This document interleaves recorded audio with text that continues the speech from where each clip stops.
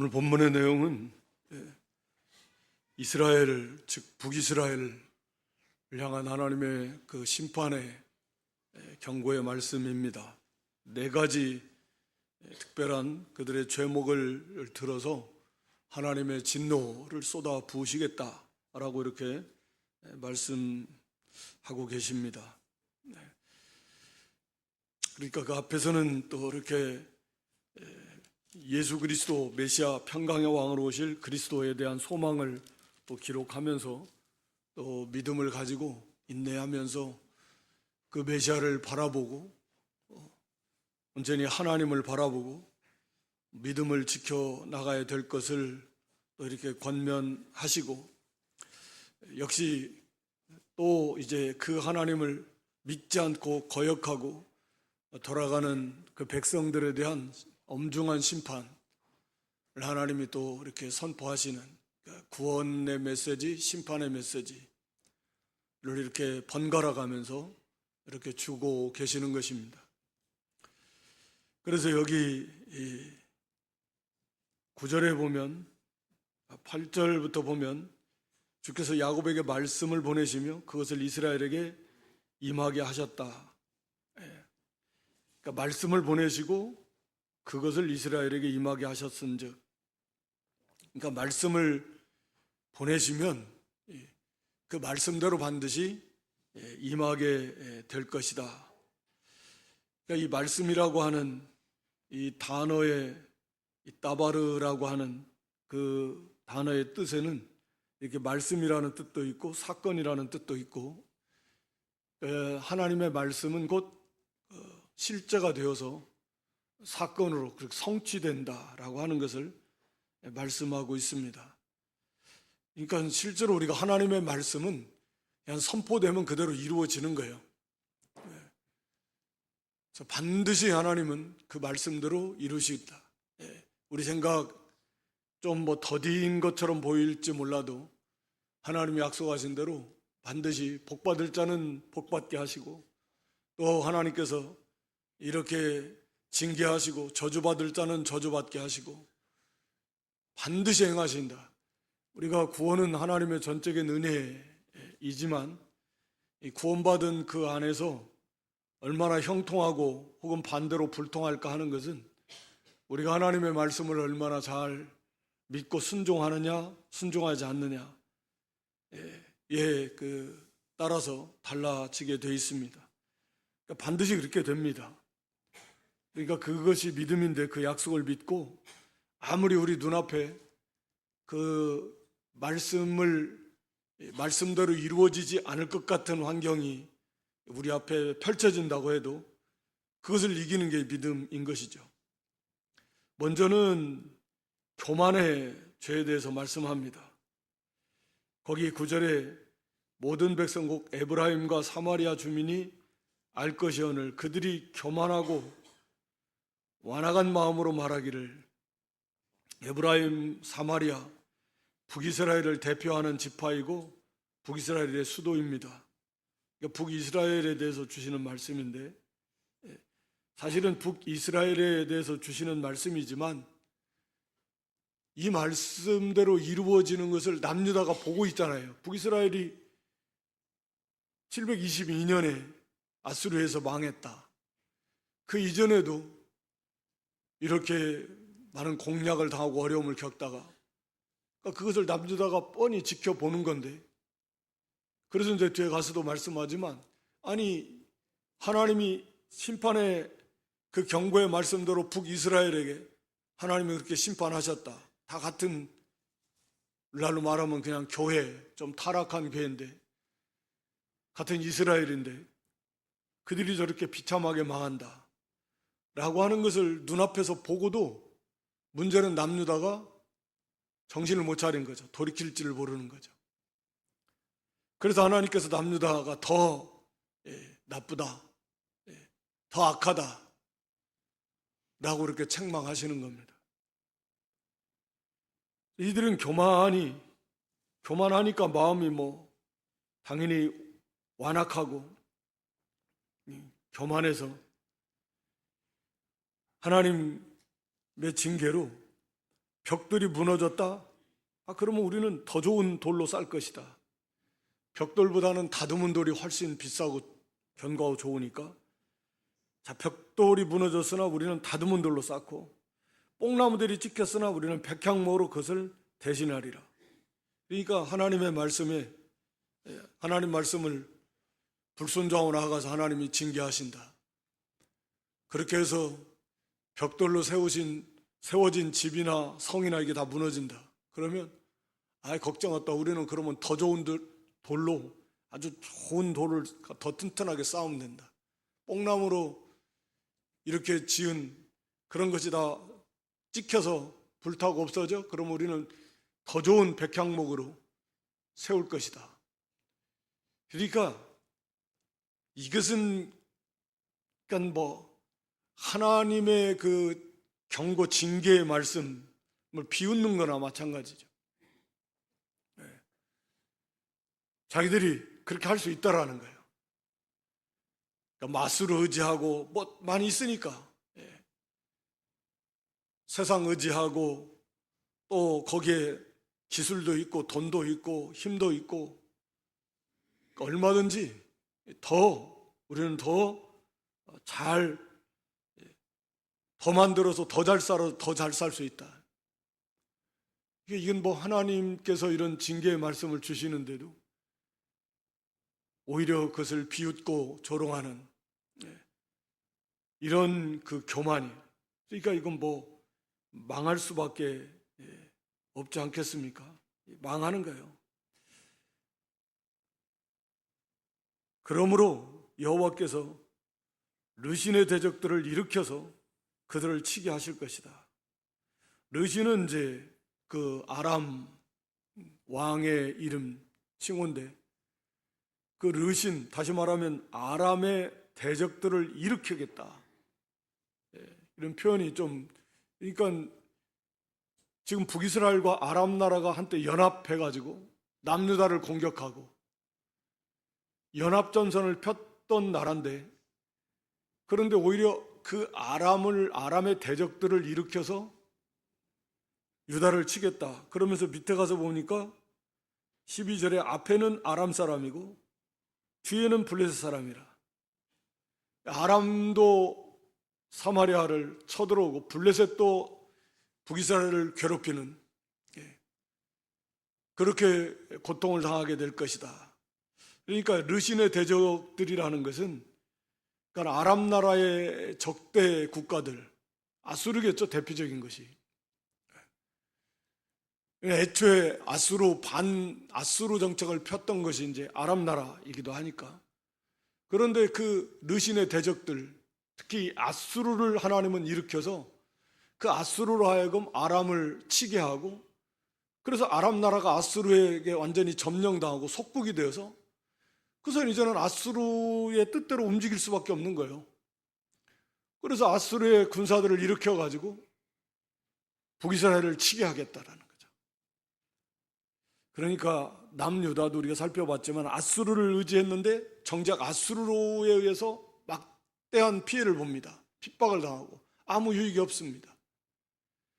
여기 마찬가지로 북이스라엘도 나름대로 이렇게 교만할 만한 근거가 자기들 생각에 있었던 거죠. 딱 생각이 있어요. 이렇게 하면 저걸로 하면 되고, 이렇게 이런 일이 생기면 또 저렇게 하면 되고, 다 계획이 있습니다. 거기에 길이 있어요. 생각해 놓은 게 있고, 준비해 놓은 것도 있고, 돈도 있고, 도와줄 사람도 있고, 세력도 있고, 딱 그런 것들이에요. 그런 것들이 있으니까 교만한 거죠. 걱정 없다. 그렇지만 하나님께서는 아마 그들 속에는 아람과 우리가 연합, 가장 밀접한 나라니까 도움을 받고 이렇게 해서 나가면 충분히 할 수 있다. 또 각종 우상들을 다 섬기고 열심히 섬기잖아요. 금송아지 만들어 놓고 그 밖에 무슨 바알, 아세라 다 섬깁니다. 그렇게 해서 자기들 괜찮을 것이다 라고 이렇게 그런 것을 바탕으로 해서 교만하게 나가는 거예요. 그렇지만 하나님께서는 바로 그런 그 아람을 통해서 이스라엘을 치게 하겠다는 거예요. 그러니까 하나님께서는 우리가 뭘 앞에서 이사야 3장에서도 우리가 살펴봤지만 의지하는 거 있으면 하나님은 그건 다 불어버리시겠다, 없애버리시겠다. 그래서 하나님만 의지하게 하시려고. 이게 어리석은 인생이에요. 그러니까 하나님을 너무 모르는 거예요. 그러니까 이 교만이 사람이 자기도 모르게 점점 그러거든요. 어느 날 갑자기 막 180도 달라진다라기보다는 이게 서서히 그렇게 돼갑니다. 조금씩 자기도 모르게 교만해지고 조금씩 자기도 모르게 나태해지면서 그렇게 가는 거죠. 점점 마음이 굳어지고.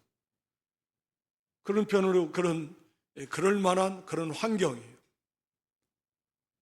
그래서 어느덧 가보면 상당히 교만해져 있는 거예요. 자기도 뭐 갑자기 이렇게 교만해지는 게 아닙니다. 서서히. 그러다 가면 이제 굉장히 교만한 존재가 되어버립니다. 하나님 멀리 떠나버리고. 그게 괜찮거든요.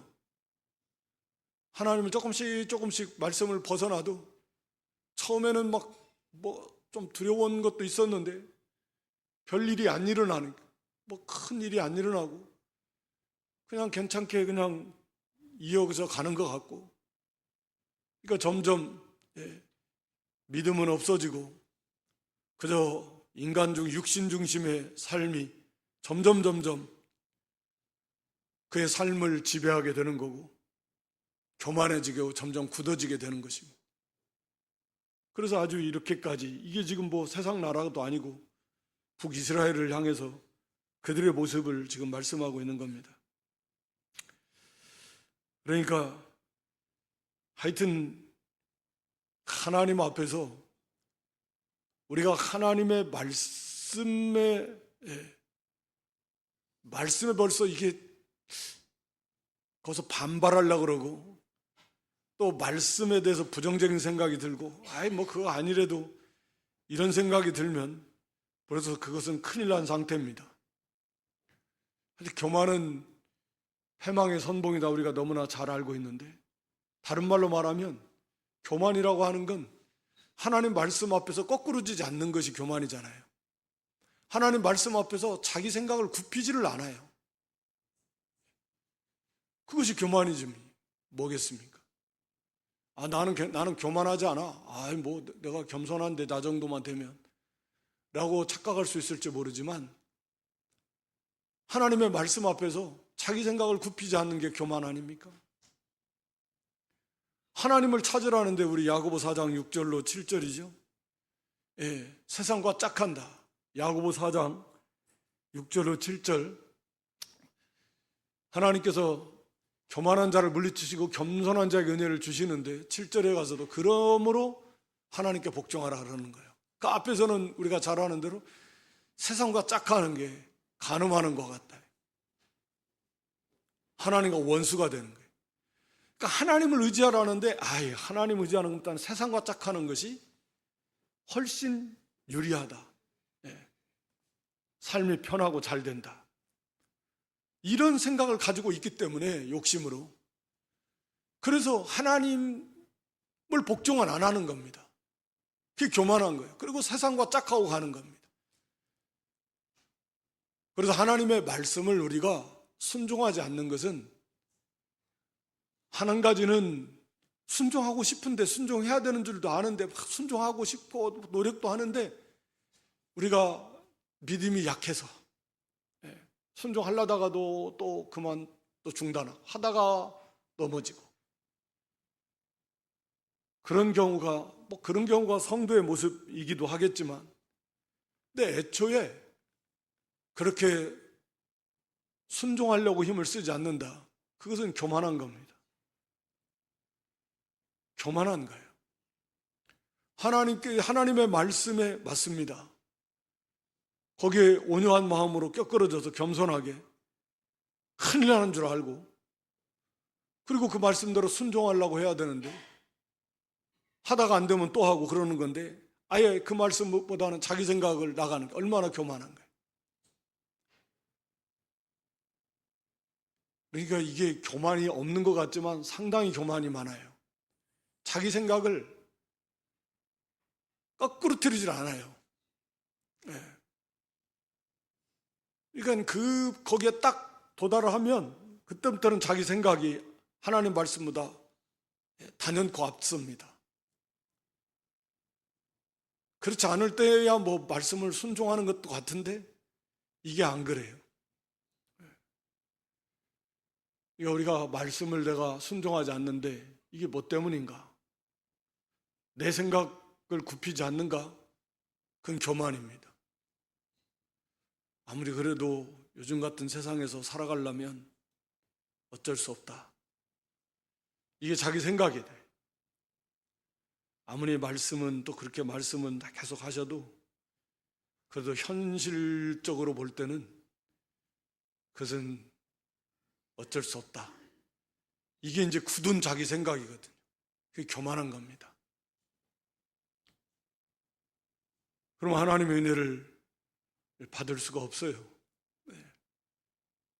그래서 하나님께서 이제 낮춰버리시는, 그것도 하나님의 은혜인데 정신이 쫄딱 그냥 의지할 거 하나도 없게끔. 그러니까 그러기 전에 이게 빨리 그 시편에 기록한 대로 노새나 말처럼 꼭 채찍을 맞아야만 말을 듣냐 안 갈라고 하냐 이게요. 그렇게 되지 말라 그랬잖아요. 꼭 매를 맞아야 가냐, 안 갈라고 뻗대다가 꼭 때려야 가냐, 노새나 말처럼. 그 얼마나 어리석은 거예요. 그냥 가야지. 그게 지혜로운 거지. 좀 안 가려고 버티다가도 딱 고삐를 잡아서 잡아당기면 가야지. 끝까지 버티면 갖다 때립니다. 때려요. 그러니까 하나님의 말씀 앞에서, 그러니까 늘 그래서 말씀 앞에서 자기를 점검하고 내 상태가 어떤 것인지, 자기 생각이 중요한 게 아니고 그 말씀에 비추어서 나의 상태가 어떤 것인가, 이것을 자꾸 점검해서 거기에서 그게 바로 된 점검입니다. 큰일 났다, 이게 교만하구나. 나도 모르게 이 교만이 많이 들어왔다. 교만한 걸. 기도하라는데 기도 안 하는 것. 하나님의 말씀을 왜 순종 안 하나요? 그래서 우리가 잘못한 것을 말씀을 통해서 깨달을 때 그때가 여호와를 만날 만한 때다 라고 이렇게 말씀하잖아요. 우리 이사야 55장 제6절로 7절에도 우리는 다 부족해서 잘못할 수 있습니다. 그러나 잘못한 것을 그 말씀을 통해서 책망을 받으면서도 깨우치지 못한다면, 그러면 그것은 참으로 어리석은 거예요. 그 6절도 보여줘 보세요. 이사야 55장 6절. 그래서 여호와를 만날 만한 때 찾으라는 거예요. 이때가 자기가 실패한, 자기가 잘못한 것을 깨달을 때, 이게 하나님을 만날 만한 때입니다. 왜냐하면 내가 지금 잘못했다라는 것은 벌써 하나님과의 관계가 멀리 벌어져 있다는 거예요. 멀어져 있는, 그것도 몰랐던 거예요. 그런데 말씀을 통해서 내가 이게 정말 잘못했구나 라고 깨달아졌다라면 그때가 이제 회개하고 돌이킬 때니까, 바로 이 말씀을 주시는 것 자체도 깨닫고 회개하라는 거 아닙니까? 돌아오라는 거예요. 하나님을 만나. 그러니까 회개할, 하나님을 찾고 회개하고 돌이킬 때 그게 하나님을 만나는, 그게 성도의 모습이어야 되는 것입니다. 그런데 그렇게 책망을 받아도 그래도 반대로 그냥 더 교만하게 나간다라고 하면 그건 망하는 거 외에는 방법이 없습니다. 두 번째는 거기 13절에 그리하여도 그 백성이 자기들을 치시는 얘기로 돌아오지 않는다. 그러니까 하나님께서 돌아오라고 치신다, 징계를 내리신다. 당연히 그렇게 하시겠죠. 부모가 자식을 징계하듯이. 그런데도 안 돌아온다. 이게 이 징계 자체도 징계로 여기지 않는 거죠. 성경은 징계를 받을 때 그것에 낙심하지도 말고 반대로 그것을 너무 가볍게 여기지도 말고, 낙심해서도 안 되고 낙심하라고 주시는 게 아니고 정신 차리고 돌이키라고 회개하고 그러라고 주시는 건데, 반대로 그걸 너무 가볍게 여겨도 안 됩니다. 에이 뭐 재수가 없을라니까 그렇네, 뭐 이런 식으로 치부해버리는 거예요. 하나님 분명히 징계를 하시는데 에이 재수가 없어가지고 그냥 그렇게, 그러면 그게 아무 의미가 없잖아요. 하나님께서 그 깨닫고 돌아오라고 징계를 하시는데도 그걸 깨닫지를 못하는, 여호와를 찾지를 않습니다. 찾아야 되는데, 이게 우리가 뭐 어려움, 특히 어려움이 올 때는 그게 징계가 됐든 뭐 어떤 원인으로 왔든 간에 어려움이라고 하는 것은, 고난이라고 하는 것은 하나님을 가까이 하라는 분명한 메시지고, 그 고난 속에서 자신을 발견하게 하는 거고, 자기의 연약하고 무지하고 무능하고 부족한 것들을, 그래서 다 뒤로 하고 하나님께로 가지고 나와서 하나님 의지하고 그걸 배우고 하나님께 맡기고, 그래서 하나님의 은혜로 그걸 해결해 나가라는 거죠. 그래서 좀 우리를 만들어 가시는 건데 돌아오지 않는다. 그래서 하나님께서 그러므로 여호와께서 하루 사이에 이스라엘 중에서 머리와 꼬리와 종려나무 가지와 갈대를 끊으시리니, 머리는 지도자들, 장로와 존귀한 자들, 다시 말하면 세력을 잡은 자들입니다. 꼬리는 거짓말을 가르치는 선자들, 이 꼬리, 살랑살랑 꼬리 흔드는 것처럼 권력에 빌붙어 가지고, 그래가지고 자기들의 그 일신의 안위를 도모하면서 그렇게 백성들을 미혹하고 권력의 신여 노릇을 하는 거예요. 꼬랑지처럼.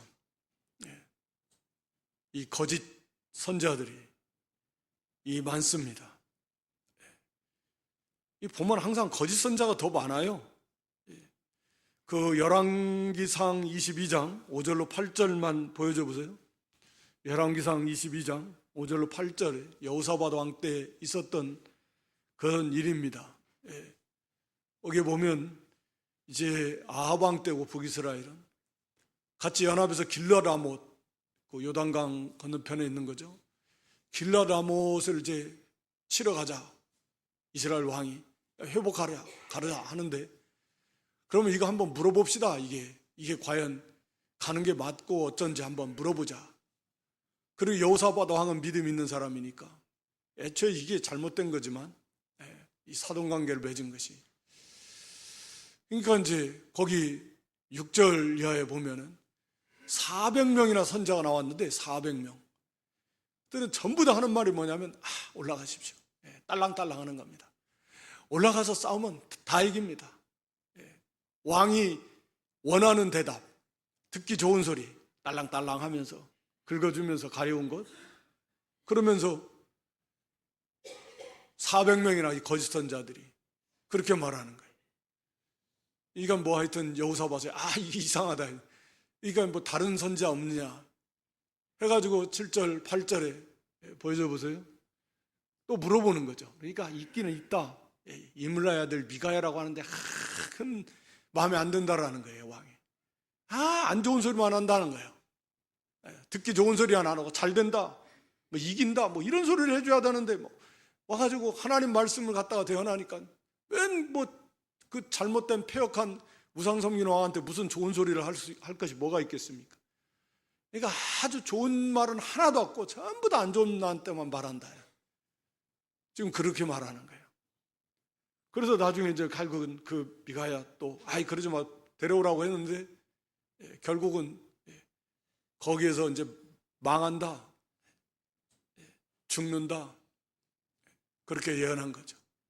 거부라고 막. 근데 그렇게 됐잖아요, 결국은. 그러니까 항상 이 가짜들이 많아요. 예레미야 시대도 마찬가지예요. 이 뒤 후에죠. 이 예레미야 시대. 우리가 예레미야 28장 1절로 4절만 보더라도 우리가 잘 아는 본문이기도 한데, 시드기야 유다의 마지막 왕입니다. 시드기야 왕이 남유다 마지막 왕, 바벨론의 이제 침략 앞에서 이제 다 넘어가게 생겼는데도 이미 다 1차, 2차, 3차에 완전히 함락당하잖아요. 605년, 597년, 그 다음에 586년. 작게 말하면 더 있지만 하여튼 크게 말하면 그렇게 3차 침략입니다. 그러니까 1차, 2차 해가지고 실제로 침략을 당하고 잡혀가고 성전 기물도 빼앗기고 막 그랬어요. 그랬는데도 정신을 못 차리면서 여기 하나냐라고 하는 이 거짓 선자가 여기 그 앞에 2절 이하에 보면 2년, 앞으로 딱 2년만 있으면 이 바벨론 왕의 멍에를 꺾었다. 거기 3절. 그래서 이가서 빼앗아간 거 앞으로 2년 안에 다 이것으로 되돌려오리라. 얼마나 솔깃한 좋은 말이에요. 듣기 좋은 소리. 2년만 있으면 다 돌아올 거다. 그러면서 예레미야의 그 목에, 예레미야가 나무 멍에를 매서 하나님은 그걸 보여주려고 나무 멍에를 매서 바벨론의 멍에를 매라. 하나님 메어주는 멍에라는 거예요. 너희들이 죄 때문에 이 바벨론의 침략을 받아들여서 포로 항복해서 그들의 지배를 받는, 힘들죠. 멍에를 매는 것처럼. 그것이 하나님의 뜻이고 예레미야는 그렇게 전하는데 백성들은 이게 무슨 소리냐, 잘 된다고 그러고 이긴다고 그러고 승리한다고 그래야지 무슨 바벨론에 항복을 해라, 멍에를 매라. 이 하나나가 예레미야에 있는 나무 멍에를 끊어버렸잖아요. 우리가 잘 아는 대로. 그래서 쇠멍에 이제 더 무거운 하나님의 심판이 임한다 그랬습니다. 그러니까 어느 시대나 다 마찬가지입니다. 이게 더 많아요. 훨씬 많습니다. 우리가 디모데후서 4장에 보면은 자기 가려운 것을 이것을 긁어줄 만한 그런 선생들을 많이 두고 그런 소리만 듣기 좋아하고 참 복음, 참 진리는 듣기 싫어한다는, 디모데에게도 그렇지만 듣든지 아니 듣든지 고난을 각오하고 하나님 말씀을 때를 얻든지 못 얻든지 전파하라 라고 이렇게 사명을 주지 않습니까? 그러니까 이런 사람들이 활개를 치는 또 그 이면에는 백성들이 그걸 좋아하니까, 또 지도자들이 당연히 그걸 좋아하니까 잘 된다고 막 띄워주고, 아니 진짜 잘 될 것 같아서 잘 된다 그러면 그거보다 얼마나 더 듣기도 좋고 얼마나 좋아요. 근데 잘 되지 않는데, 잘 될 것이 아닌데 결코, 근데도 잘 된다라고만 하면 그러면 듣기는 좋을지 몰라도 그게 잘 되겠냐고요. 안 된다 그 말입니다. 그러니까 이 거짓 지도자들이 이렇게 활개를 치는 것도 그 사람들을 막 원하니까, 그런 사람들, 그런 메시지, 그런 말을 듣고 싶어하는 사람들이 많으니까 어쩔 수가 없는 거예요. 그리고 우리가 약은 좋은 약은 쓰다 그렇지만 듣기 싫을 때, 그러니까 고난을 받게 되게 되어 있는 것입니다. 그래서 여기 백성을 인도하는 자가 16절에 그들을 미혹하니 인도를 받는 자들이 멸망을 당하는도다. 인도를 받는 자도 멸망을 당해요. 소경이 소경을 인도하니까 둘이 다 구덩이에 빠지게 될 거다. 인도를 받는 자들이 같이 망합니다. 그럴 수밖에 없습니다. 그래서 마지막 때에 특히 주의해야 될 것 중에 하나가 사람의 미혹을 받지 않도록 조심하라 그랬잖아요. 미혹하는 일이 많습니다. 미혹한다라는 것은 다 잘 된다. 듣기 좋아하는 말, 그런 것들로 미혹합니다. 그런 거 좋아해봐요. 그러니까 말씀을 항상 우리가 바로 배우는 것이 아무리 강조해도 지나치지 않을 만큼 너무 중요하고, 또 한 사람 한 사람이 말씀을 잘 알아야 돼요. 뭐 깊이 다 아는 사람은 아무도 없겠지만 한 사람도, 또 성경 좀 많이 읽고, 또 배운 바 들은 바 수십 년 동안 들은 말씀만 해도 뭐 얼마나 많겠습니까? 좀 할 수 있는 대로 그 말씀을 좀 많이 새김질하고, 좀 분별력은 좀 있어야죠. 분별력은 있어야 될 거 아닙니까? 그래서 저건 좀, 이건 뭐 정확하게 꼬집지부터 좀 이상하다, 뭐 이런 정도라도 있어야지. 그냥 그 외적인 조건이 큰 교회 목사님이 주장했다, 방송에 나오는, 막 기독교 방송에 나와서 하는 목사가 막 거기서 말을 했다, 그런 것이 뭐가 중요합니까? 옳을 수도 있고 옳지 않을 수도 있는 건데, 뭔가 좀 분별할 수 있는 그런 분별력을 가지고 있어야지. 그 분별력의 기준이 말씀이잖아요. 저거는 막 박사학위, 그걸 자꾸 부정적으로 말하는 건 아닙니다. 그런 거에 자꾸 그것으로 현혹되지 말라, 그 말이죠. 그러니까 말씀에, 이 말씀 가지고 어느 정도 분별할 수 있는, 그리고 그게 좀 이상한 것 같으면 또 자기가 속한 교회, 또 이렇게 담임 교역자에게 물어보고 좀. 그런데 그냥 그게 교만해가지고요. 나도 내가 기독교 방송을 얼마나 많이 보는데, 내가 유명한 목사님도 설교를 얼마나 많이 듣고 내가 다 안다는 거예요. 그런데 그 얘기 들었어요. 내가 뭐 한국교회 유명한 목사님들 방송 설교 내가 얼마나 많이 듣는데 내가 더 잘 안다는 거예요. 그러니까 그 소리 속에는 무슨 의미가 담겨 있을까요? 그 사람들하고 내가 비교할 수 있겠냐는 거예요. 그래서 지금 잽도 안 되는데 그런 소리 하지 말라, 그 말이지. 뭐 말할 건덕지가 없는 거죠. 이게 뭐 기본적인 분별력도 없고, 지금 시대가 뭐 지금 큰 흐름에서 이렇게 잘못 나가는 것들이 분명히 여러 가지 많은 것들이 있는데, 그냥 그런 것이 그냥 그러려니 분별력 없이 따라가면 그거 어떻게 되겠냐. 그래서 근데 언제나 뭐 그게 이제 대세니까, 특히 이 죄악이 점점 관영해지겠네.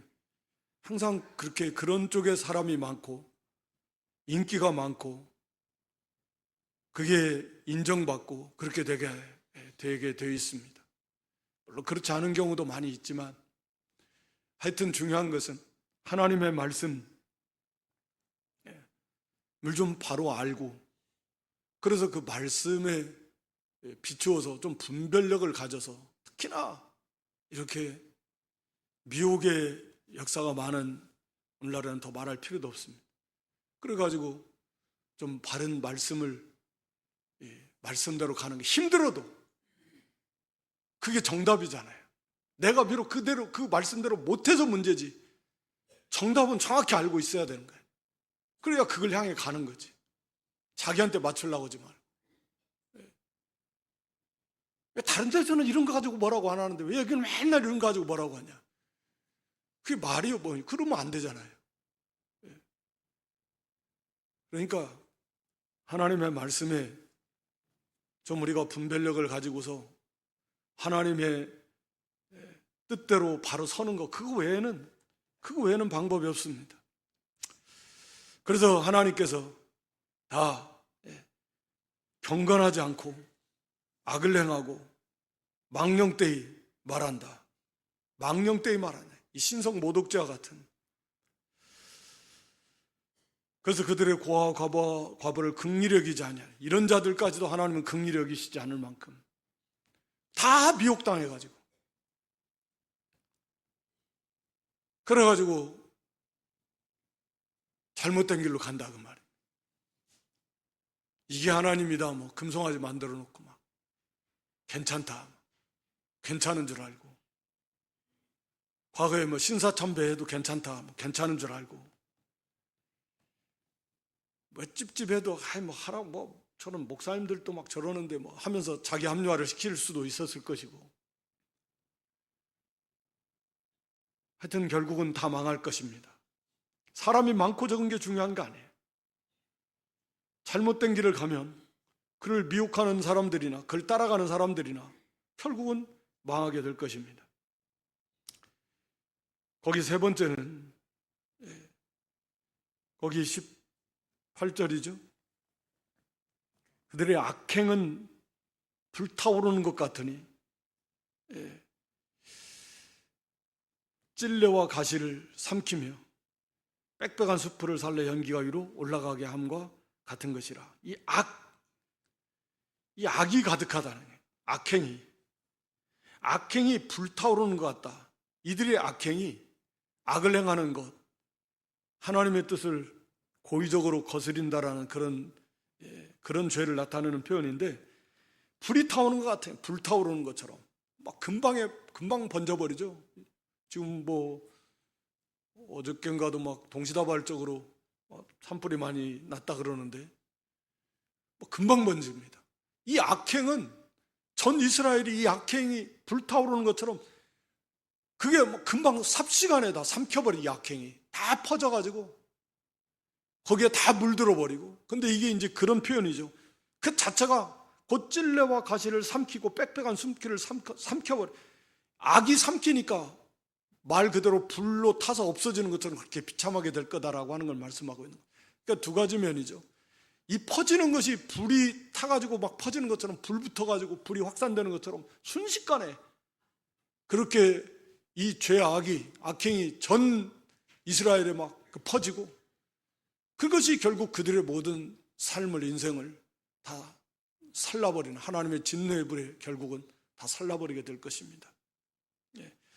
그러니까 항상 이 누룩은, 죄는 그렇게 퍼집니다. 그래서 여기 하나님께서 진노로 하나님 그들을 심판하시겠다. 오른쪽으로 움킬지라도 줄이고 왼쪽으로 먹을지라도 배부르지 못하고 각각 자기의 팔에 고기를 먹었고, 극도의 이기주의, 극도의 물질주의, 그래서 극도의 탐욕에 의해서 그렇게 철저하게 그렇게 악을 행할 때 그것을 인해서 뭘 얻는다고 해도 결단코 거기에서 어떠한 배부른 만족, 행복, 평화 없을 것이다, 그런 의미죠. 자기 팔에 고기를 먹는다라는 건 이건 완전히 그냥 막 치열하게 동족 상잔, 서로 막 지파들끼리 치고받고 싸우고, 이웃들끼리 치고받고 싸우고, 막 너 죽고 나 살자 막 이런 식이에요. 욕심 때문에 자기 하나 잘 먹고 잘 살라고 수단과 방법을 안 가립니다. 온갖 악을 다 행해버려요, 철저하게. 그래 므낫세는 에브라임이 므낫세를 막 서로 먹으려고, 서로 잡아먹으려고. 뭐 형제가 뭔 필요가 있어요. 막. 세상은 그렇죠. 세상은 뭐 돈 앞에서 부모고 자식이고 형제고 뭐 부부고 뭐 그런 거 없잖아요. 그러나 하나님의 나라는 그래서는 안 되잖아요.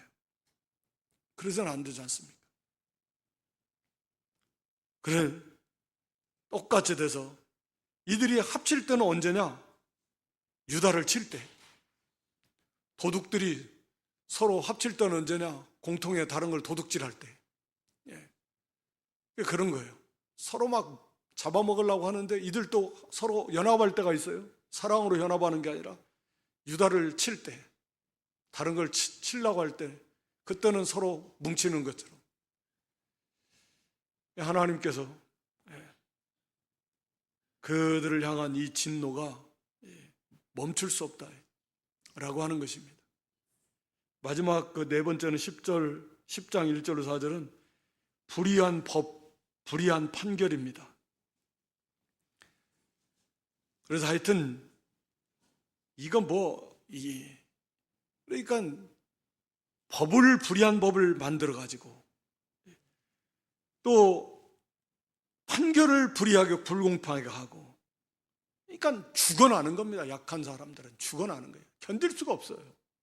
살 수가 없습니다. 하나님은 의와 공평의 하나님이십니다. 그 앞에 우리 9장 거기 평강의 7절에도 보면 그 정의와 공의로 그것을 보존하신다. 영원히 하나님의 나라. 우리 예수님 오셔서 정의와 공의, 의와 공평인데, 그래서 그 시편 97편 2절에 보면 하나님 보좌의 기초는 의와 공평이다 이렇게 말씀하고 있습니다. 의와 공평, 그 보좌의 기초입니다. 잠언 21장 3절이요. 잠언 21장 3절에 하나님은 제사 드리는 것보다 뭘 더 기뻐하셔요? 공의와 정의를 행하는 것. 형식적인 제사보다 공의와 정의, 실제적인 삶이죠. 실제적인 삶 속에서 공의와 정의를 행하는 것을 하나님은 기뻐해요. 왜? 하나님이 그런 하나님이시니까. 의의 하나님이십니다. 이 공의와 정의는 쉽게 말하면 재판정에서의 의, 그리고 일반적인 삶 속에서의 의, 다 의인데, 재판정에서도 반드시 율법에 맞게, 하나님의 의에 맞게 그 의롭게 재판 판결을 해야 되고, 일반적인 삶 속에서도 하나님 보시기에 옳은 의를 세워나가고 지켜나가야 된다. 쉽게 말하면 그 의인데, 그게 이제 재판정에서도 그런 것이 이루어져야 되고, 법을 세우는 것도 마찬가지고, 법을 집행하는 것도 마찬가지고, 판결하는 거, 그리고 일반적인 삶 속에서도 의를 세워나가는 거. 왜? 하나님은 의의 하나님이시니까. 이게 정말 중요합니다. 어느 시대를 막론하고 마찬가지죠. 네. 그러니까 하나님께서는 형식적인, 여기 제사보다, 그러니까 형식적으로 제사를 드리고 예배는 참석했는데 삶 속에서는 온갖 불의와 불법을 행한다면, 하나님 보시기에 의로운 삶을 살지 않는다면 하나님이 분노하실 수밖에 없습니다. 그러니까 망하는 거예요. 그래서 이 나라도, 저는 그렇습니다. 개인적으로 이 나라가 세상 나라인데, 세상 나라가 어떻게 하나님의 그런 의와 공평, 하나님의 그 정의가 실현될 수 있겠는가? 예수님 재림하시지 않고는 그건 거의 불가능하죠. 그래도 적어도 사법적 정의는 실현돼야 되는 게 맞다. 어느 나라고 그 나라가 질서를 회복하고 세워져 나가려면 이 법이 바로 돼야 되고, 그 바로 된 법의 바른 시행이 있어야만이 그 나라가 세워져 나가게 되는 것입니다. 그게 무너지고 불의한 법을 세우고 그걸 불의한 판결이 가면 그건 나라는 무너지는 겁니다. 그건 무너지는 거예요. 그를 위해서 기도를 많이 하시고, 나라가 좀 바로 세워지고 이 법과 질서가 회복이 되고, 그래야 이 땅에 거하는 주의 백성들이 안정된 가운데 신앙생활하고 또 세계 복음을 위해서도 사명을 감당할 수 있을 것입니다. 오늘 여기 대부분 삶이요. 실제적인 삶 속에서 이렇게 교만하고, 그리고 이 거짓 지도자들 그걸 좋아하고 또 그 인도를 받고, 그리고 온갖 탐욕에 물들어서 악을 행하고 서로 이웃 집하고 형제고 없습니다. 그리고 아예 그냥 법 자체를 자기들에게 유리하게 만들어 놓고 판결도 그냥 불이하게 하나님 보시기에 의와는 관계없는, 이게 지금 하나님 나라의 모습이, 이게 말이 안 돼. 세상 나라도 이러면 망하는 건데. 그래서 우리는 교만해지지 않도록, 얼마나 이 교만이 끔찍한가. 하나님 말씀에 불순종하는 거, 자기 생각을 굽히지 않는 거, 그 끔찍한 교만입니다. 우리가 말씀에 비추어서 우리가 교만해지지 않도록 항상 온유하고 겸손한 그러한 자리에서 떠나지 않도록, 떠났다 보면 또 돌이키고, 그리고 미혹당하지 않도록 좀 영적인 분별력을 기도하면서, 특히 하나님의 말씀을 좀 우리가 잘 담아서 그 말씀으로 잘 분별해서 그런 미혹당하지 않는 까지 바른 길을 갈 수 있고, 그리고 언제나 의와 공평, 공의와 정의를 우리의 삶 속에서도 실행하는 그런 믿음들이 될 수 있기를 주님의 이름으로 축원합니다. 하나님 우리 아버지, 이 시간에도 실제적인 우리의 삶이 하나님 앞에서 교만해지지 않고 언제나 온유 겸손해서 하나님 말씀에 비추어서 우리의 부족한 부분들을 찾고 책망을 받고 깨닫고 회개하고 돌이킬 수 있는 그런 복된 믿음들 되게 해 주시옵소서. 언제나 하나님의 말씀을 우리가 생명으로 삼고 표대로 삼고 기준으로 삼아서 수없이 많은 미혹하는 그런 세력들, 미혹의 역사들이 많은데 잘 분별해서 언제나 바른 신앙의 길을 걸어갈 수 있도록 하나님 은혜 주시고, 언제나 우리의 삶 속에서 의와 공평을 실행하고 또 그러한 나라가 이렇게 세워질 수 있도록 우리가 본을 보이며 함께 기도하며 또 하나님 기뻐하시는 그런 의를 이루어 나가는 저희들이 될 수 있도록 하나님 은총을 베풀어 주시옵소서. 예수님의 이름으로 기도드리옵나이다. 아멘.